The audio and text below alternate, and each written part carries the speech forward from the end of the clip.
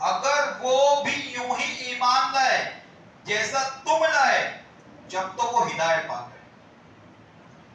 تفسیر نعیمی میں لکھا ہوا اس آیت کی تفسیر، یعنی اے صحابہ، اللہ تعالیٰ قرآن مجید اپنے محبوب صلی اللہ تعالی وسلم کے صحابہ سے ارشاد فرماتا ہے کہ اے صحابہ، قیامت تک جو شخص تمہاری طرح کا ایمان لائے، کیا فرمایا؟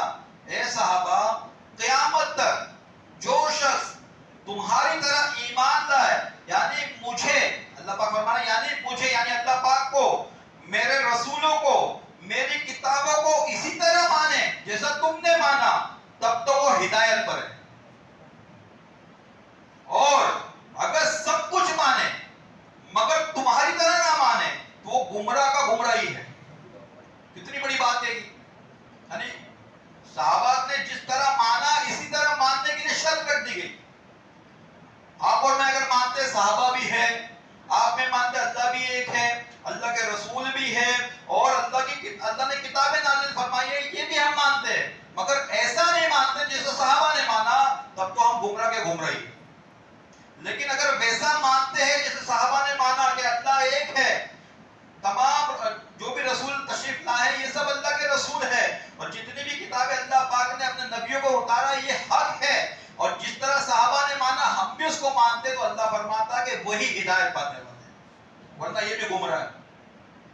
تو اے صحابہ تم، اللہ پاک فرماتا کہ اے صحابہ تم جنات کی جماعتیں اور انسانوں کے ایمان کی کسوٹی ہو. یعنی جس طرح تم نے مانا اگر یہ بھی مان لیے تو اب دیکھا جائے گا کہ اگر جس طرح صحابہ نے مانا تھا بندہ بھی ویسے ہی مان رہا ہے، تو اب یہ ایمان کی کسوٹی کو ناپی جائے گی. ایمان ناپنے کی کوئی کسوٹی ہے نہیں، مگر اللہ تعالیٰ نے قرآن مجید میں ارشاد فرمایا کہ جس طرح صحابہ نے مانا ویسا یہ بھی مانیں گے، تو اب یہ آپ کے لیے معیار ایمان رکھ دیا گیا.